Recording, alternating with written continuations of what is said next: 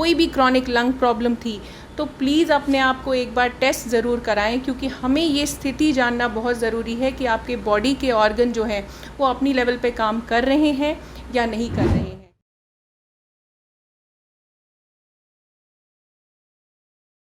लगेगा, लेकिन दोबारा कोविड नहीं होगा, इस चीज़ की गारंटी नहीं है। देखिए, ये बहुत गलत धारणा है कि जो वैक्सीनेशन है वो एक सर्टिफिकेट है या एक पासपोर्ट है कि हमें कोविड ज़िंदगी में दोबारा नहीं हो सकता। ये सत्य नहीं है।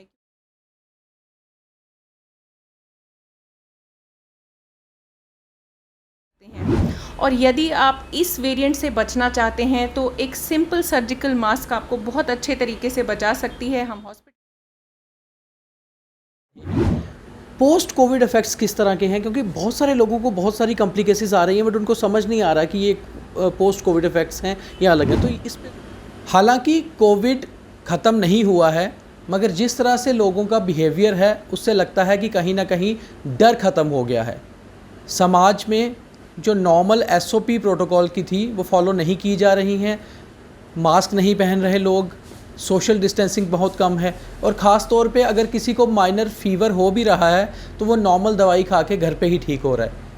मगर जब कोविड की 2 ख़तरनाक वेव्स इंडिया में आई थी उस दौरान बहुत से डॉक्टर्स ने सोशल मीडिया पर लोगों को बहुत सारी अवेयरनेस की थी। ऐसी ही एक डॉक्टर थी दिल्ली से, डॉक्टर विनी कांत्रू, जिनसे आज हम बात करेंगे। ख़ास तौर पे कंसल्टेंट है अपोलो हॉस्पिटल्स दिल्ली की, और रेस्पिरेटरी क्रिटिकल केयर में हैं और स्लीप मेडिसिन में स्पेशलिस्ट हैं, और इनसे हम ये बात करेंगे कि पोस्ट कोविड इफ़ेक्ट्स किस तरह से हैं इस समय लोगों में, और ख़ास तौर पे आज अगर हम पोजीशन देखें कोविड की तो वो क्या है। तो डॉक्टर साहब, सबसे पहले welcome to the news square. जी, बहुत बहुत शुक्रिया दीपक जी। बहुत खुशी होती है कि हमने जहाँ से अपनी एल्मा मैटर यहाँ से पढ़ाई की है और वापस वहीं आके वहाँ के लोगों को अगर फ़ायदा होता है तो बहुत खुशी होती है हमें। तो जैसे आपने कहा, इसी समय पिछले साल बहुत त्रासदी मची हुई थी। हम इतने ज़्यादा इन्वॉल्व थे कोविड पेशेंट्स के साथ कि समय नहीं मिल पा रहा था। हालांकि मैं कोशिश करती हूँ कि हर साल जम्मू का एक चक्कर ज़रूर लगे, माता वैष्णो देवी जी का। तो अब क्योंकि कोविड की थोड़ी सी स्थिति इम्प्रूव हुई है, लेकिन जैसे आपने कहा कि कोविड अप्रोप्रिएट बिहेवियर लोग बिल्कुल नहीं अपना रहे हैं। जैसे मैं फ़्लाइट में आ रही थी तो लोगों ने अपने मास्क जो है वो पहनना बंद कर दिया है। ये करना बहुत गलत है, क्योंकि इसका सिंपल कारण यही है कि हमारे पास सबसे बड़ा जो हथियार अभी भी है वो एक तो वैक्सीनेशन है और कोविड अप्रोप्रिएट बिहेवियर है। अब आप पूछेंगे कि यदि हमारी वैक्सीनेशन हो चुकी है तो हमें भला ये मास्क पहनने की क्यों ज़रूरत पड़ेगी। तो हम सबको पता है कि कितनी जल्दी ये कोविड का जो वायरस है वो म्यूटेट करता है और कितने सारे वेरिएंट निकालता है। तो ये जो वेरिएंट्स होते हैं किसी भी तरह आपकी बॉडी को दोबारा अटैक कर सकते हैं, और यदि आप इस वेरिएंट से बचना चाहते हैं तो एक सिंपल सर्जिकल मास्क आपको बहुत अच्छे तरीके से बचा सकती है। हम हॉस्पिटल में काम करते हैं, रोज़ ये मास्क पहनते हैं और इसी तरीके से इस चीज़ से बचते हैं। एक आपकी बात से एक बीच में बहुत इंपॉर्टेंट इसमें ये बात आ रही है कि तकरीबन जैसे 2 वैक्सीनेशंस हुई थी, उसके बाद एक फिर बूस्टर डोज था। तो मुझे लगता है बहुत से लोग बूस्टर डोज के बाद भी मतलब अब ये मान के चल रहे हैं कि अब उनको कोविड नहीं होगा। तो क्या वापस कोविड उसके बाद भी हो रहा है लोगों को? देखिए, ये बहुत गलत धारणा है कि जो वैक्सीनेशन है वो एक सर्टिफिकेट है या एक पासपोर्ट है कि हमें कोविड ज़िंदगी में दोबारा नहीं हो सकता। ये सत्य नहीं है, क्योंकि जितनी भी वायरल डिजीज़ेज़ होती हैं उनकी वैक्सीनेशन इसलिए बनाई जाती है कि उनकी तीव्रता कम की जाए, यानी कि सीवियरिटी जो है डिज़ीज़ की वो कम हो और मौत से बचा जाए। और ये हमने काफ़ी अच्छे तरीके से देखा है, जिसको भी वैक्सीन लगी है उसकी सीवियरिटी काफ़ी कम होती है और इसमें 100% चांस है कि आपको जो है डेथ से रोका जाएगा और सीवियर डिजीज़ आपको नहीं होगी, रेस्पिरेटरी सपोर्ट आपको नहीं लगेगा। लेकिन दोबारा कोविड नहीं होगा, इस चीज़ की गारंटी नहीं है, क्योंकि वेरिएंट जो आते हैं वो किसी भी तरीके से आपके बॉडी पे अटैक करते हैं। जैसे हम अडेप्ट कर लेते हैं अपने आप को, जैसे सर्वाइवल ऑफ द फिटेस्ट कहा जाता है, इसी तरीके से वायरस अपने आप को चेंज करके ये कोशिश करता है कि वो दुनिया में बना रहे। तो यही कारण है कि ये दोबारा इन्फेक्शन हो सकता है, लेकिन वैक्सीनेशन ही है जिससे कि तीव्रता कम हुई है। और जो ये ओमिक्रॉन के नए वेरिएंट आ रहे हैं जो 4 या 5 हैं, ये आशा है कि उसी की वजह से ये जो थोड़ा बहुत सर्जेस हम देख रहे हैं उसी की वजह से है, लेकिन हॉस्पिटलाइजेशन अभी भी नहीं बढ़ी है।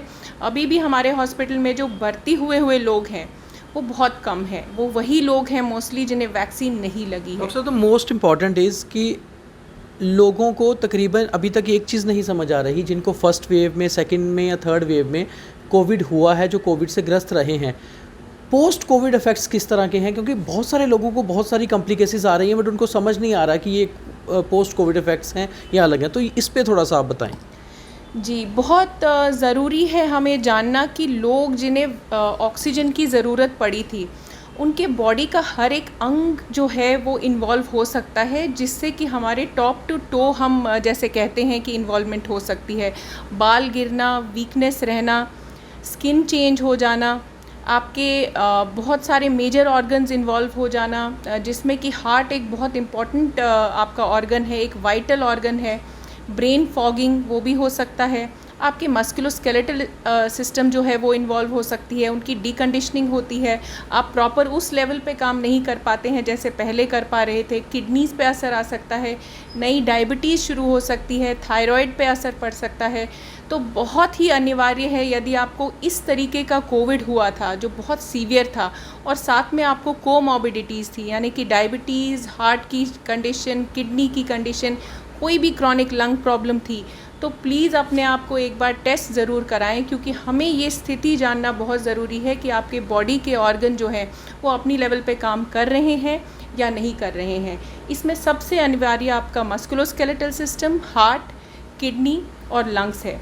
इसमें बेसिक टेस्ट जो हम करते हैं वो पीएफटी करते हैं लंग्स के लिए, जो एक सांस फूंकने का टेस्ट होता है, आपके लंग्स की क्षमता को टेस्ट करता है।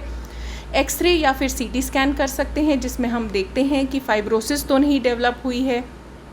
और वहीं दूसरी ओर हम आपके मस्कुलोस्केलेटल को टेस्ट करते हैं, वो सिस्टम देखते हैं कि आपकी मसल्स प्रॉपरली काम कर रही हैं, आप अपनी एक्सरसाइज लेवल्स प्रॉपरली कर पा रहे हैं कि नहीं। और कई लोगों को स्ट्रोक की भी दिक्कत कई बार हुई है, प्रॉब्लम हुई है। तो इसी तरीके से हम डिसाइड करते हैं कि जो सुपर स्पेशलिटीज़ जो हैं किस तरीके की देखनी चाहिए एक कोविड पेशेंट को। जैसे सेकंड वेव में हमने देखा था कि लंग्स पे सबसे ज़्यादा बैड इफेक्ट हुआ था कोविड का, और मैक्सिमम लोगों को जो दिक्कत आ रही थी लंग्स प्रॉब्लम्स की थी। क्या वे शॉर्ट टर्म के लिए थी, या अभी भी कुछ ऐसे पेशेंट्स हैं जिनको सेकंड वेव में तकरीबन 1 साल अब हो गया उसको ख़त्म हुए, अभी तक जो लोग जूझ रहे हैं लंग्स की प्रॉब्लम से, ऐसे भी केसेस हैं? देखिए, मोस्ट ऑफ़ द टाइम, जैसे हम मोस्ट ऑफ़ द टाइम अगर हम कहें तो 95% लोग ऐसे थे जो 3 से 6 महीने में ठीक हो गए। तो ये ऐसे लोग थे जिन्हें ऑक्सीजन पे जाना पड़ा, रेस्पिरेटरी सपोर्ट की ज़रूरत पड़ी।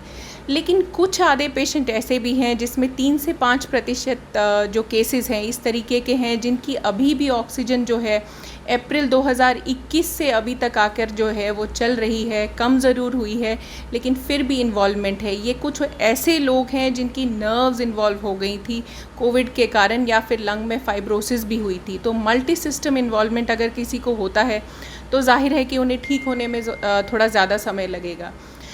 एक ऐसी ही मेरी एक पेशेंट है, मैं नाम तो नहीं लेना चाहूँगी, तो वो अभी भी 1 या 2 लीटर उन्हें ऑक्सीजन की ज़रूरत पड़ती है। लेकिन ये मरीज़ हैं जिन्हें कि फ़िज़ियोथेरेपी से बहुत फ़ायदा होता है। इसे हम रिहैबिलिटेशन कहते हैं। रिहैबिलिटेशन प्रोग्राम जो है बहुत बेसिकली ये है कि लंग फिजियोथेरेपी, हमने आपके काफ़ी सारे सोशल मीडिया पे भी देखा, आपने अपलोड करा था। व्हाट इज़ लंग फिजियोथेरेपी, इसको कैसे करना है और किन पेशेंट्स के लिए ज़रूरी है? बहुत ही सिंपल सा एक तरीका है कि अगर हम अपनी सारी बॉडी की मसल्स को यूज़ करते हैं, अपने फेफड़ों को सही तरीके से इस्तेमाल करते हैं, तो उनकी ऑप्टिमल फंक्शनिंग बहुत अच्छी हो जाती है। तो यदि कोई चीज़ अफेक्ट होती है, जैसे कि मशीनरी कोई प्रॉब्लम आती है, तो उसमें भी हम ऑयलिंग करते हैं। तो आप मान लीजिए फिज़ियोथेरेपी एक ऑयलिंग का काम करती है। यदि आपके अंग प्रॉपरली काम नहीं कर रहे हैं तो एक्सरसाइज के ज़रिए, योगा के ज़रिए, डीप ब्रीदिंग के ज़रिए उन्हें अपनी लेवल पे लाया जा सकता है और ये अचीवेबल है। सबसे बड़ी बात है कि अगर आप कोशिश करेंगे तो आपके लंग्स, आपके मस्कुलोस्केलेटल सिस्टम, हार्ट उसी लेवल पे वापस आ सकता है। इसके लिए आपको हेल्प लेनी पड़ेगी फिज़ियोथेरेपिस्ट की। इसमें कुछ डीप ब्रीदिंग एक्सरसाइजेस होती हैं, कुछ एरोबिक एक्टिविटीज़ होती हैं जिसमें कि आपकी मसल्स जो हैं वो इतना काम कर पाएँ कि उन जो आपकी हार्ट रेट है वो बढ़ रही है, ताकि एरोबिक एक्टिविटी हो बॉडी में। इसके सिवा भी डायफ्रेगमेटिक एक्सरसाइजेस कुछ होती हैं जो कि आपकी मेन मसल होती है, जो चेस्ट और एब्डोमेन को डिवाइड करती है, और रेस्पिरेशन की मेन मसल होती है। जब उसकी एक्सरसाइज होती है जो कि कोविड में काफ़ी अफेक्ट हो सकती है, तो आपके लंग्स प्रॉपरली फंक्शन करना चालू करते हैं। इसी तरीके से बहुत सारी ऐसी एक्सरसाइजेज़ हैं जो कि एक्सपिरेटरी एक्सरसाइजेज़ है, हफिंग पफिंग जिसको हम कहते हैं, वो की जा सकती हैं। 1 या 2 सेशंस अगर आप अपने फिजियोथेरेपिस्ट से मिल लेंगे तो काफ़ी डिटेल में वो आपको बताएंगे। ये अनिवार्य उन लोगों के लिए भी है जिन्हें क्रॉनिक लंग डिजीज़ेज़ हैं, लंग प्रॉब्लम्स हैं, COPD है, उन्होंने स्मोकिंग कर रखी है काफ़ी, पहले उन्हें कोई एस्मा की शिकायत है, इंटरस्टिशियल लंग डिजीज़ है, तो ऐसे लोगों में बहुत ज़्यादा फ़ायदा करती है फिजियोथेरेपी। यदि आप बिल्कुल कुछ नहीं कर सकते तो डीप ब्रीदिंग और योगा जो हमारी देन है पूरे विश्व को, उसको करना ना भूलें, कम से कम वो करें। डॉक्टर साहब, इस समय क्या पोजीशन है हमारी कंट्री में कोविड की, और क्या कोई नया वेरिएंट अभी एक्टिव है, या ओमिक्रॉन और कोविड-19 ही जो है अभी वापस जो है वो सर्कुलेशन में है? देखिए, इस समय जो 80 to 90% केसेस हैं उसमें ओमिक्रॉन ही जो है मेन वेरिएंट है। अब ये जानना ज़रूरी है कि ओमिक्रॉन का कौन सा वेरिएंट जो है वो सर्कुलेशन में है। अभी तक 1 या 2 जैसे हमने ओमिक्रॉन का सुना था जो वेरिएंट है वो सर्कुलेशन में था, लेकिन अब 3 या 4 भी हैं जो US में जो बढ़ते हुए केसेस नज़र आ रहे हैं, वो 3 या 4 के कारण हो रहे हैं। तो इसी तरीके से आप देखेंगे ये वेरिएंट जो है चेंज करते जाएंगे अपनी फॉर्म को, लेकिन सबसे अच्छी बात ये है कि लोग घर में ही ठीक हो रहे हैं, और इसको ठीक होने का कारण यही है कि ये जो लोग हैं इन्होंने वैक्सीनेशन ले रखी है। तो मेरी आप सबसे यही गुजारिश है कि यदि आपने अपनी वैक्सीन नहीं ली है तो प्लीज़ अपनी कोविड की वैक्सीनेशन करा लें, क्योंकि ये एक शॉर्ट तरीका है कि आपको सीवियर डिजीज़ यानी कि तीव्रता तो जो होगी, यदि आपको कोविड हो भी जाता है तो तीव्रता उसकी इतनी नहीं होगी कि आपको ICU में भर्ती होना पड़े। फाइनली आपका क्या कहना है कि अभी कोविड जो है वो गया नहीं है पूरी तरह से, तो इसकी जो SOPs हैं उसको फॉलो करना बेहद ज़रूरी है? जी बिल्कुल, हमें ये जानना बहुत ज़रूरी है। कोई भी इस तरीके का जो नया वायरस आता है, जैसे H1N1 हमने सुना है जो पहले आया था 2009 में, जिसको स्वाइन फ्लू के नाम से भी जाना जाता है, अभी भी उसके केसेस आते हैं, यानी कि वो एपिडेमिक से जो है एंडेमिक फ़ेज़ में जाता है। तो ये होने में समय लगता है वायरसेस को, तो वो फ़ेज़ जो एंडेमिक फ़ेज़ है अभी अचीव नहीं हुई है, तो लोग इस चीज़ को ना भूलें। जितने भी आपको SOPs बताए गए हैं कोविड अप्रोप्रिएट बिहेवियर के, प्लीज़ वो फॉलो करें। स्पेशली अगर आप एक ऐसी क्राउडेड एंड क्लोज स्पेस में जा रहे हैं, वहाँ पे मास्क का पहनना और शारीरिक दूरी बनाए रखना बहुत ही अनिवार्य है। ओपन स्पेसेस में अगर आप दूर हैं किसी से, यानी कि अगर आप अपनी वर्जिश कर रहे हैं, उस समय आप अपनी मास्क खोल सकते हैं, लेकिन ग्रुप्स में वर्जिश जो है एक दूसरे से बिल्कुल साथ में ना करें, दूर रह कर करें, पर वर्जिश ज़रूर करें। धन्यवाद डॉक्टर। Thank you. तो ये थी डॉक्टर विनी कांतरू, जिनका ख़ास तौर पे ये कहना है कि कोविड अभी गया नहीं है, हमारे आसपास ही है, इसलिए इससे पहले कि दोबारा कोविड का अटैक हो, अपने जो कोविड SOP हैं उसको फॉलो करें, और ख़ास तौर पे जो पोस्ट कोविड इफ़ेक्ट्स हैं वो किसी में भी अगर हैं तो उसको तुरंत अपने टेस्ट करवाने चाहिए, क्योंकि ये बेहद ख़तरनाक भी हो सकते हैं। Deepak Khajuria, the news square, Jammu.